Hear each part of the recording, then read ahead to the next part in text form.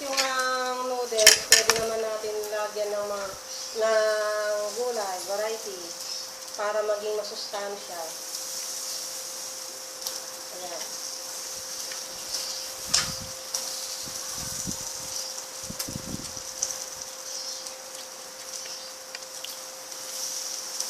Wala pa nga yung itlog eh.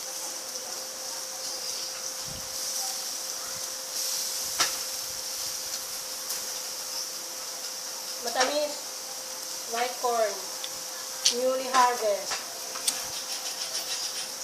malambot. Pagluto na yung ganito, tanggalin mo. Para malagay mo. Tanggalin mo po kung bawasan mo. Hindi ko mawala. Sige, kaya mo yun. Ipos mo na.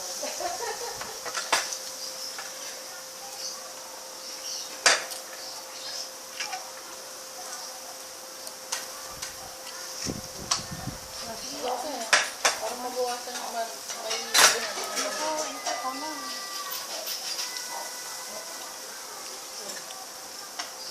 See guys, yummy. Dahil yung squid ay maninipis guys, hindi mahanap ko na dyan.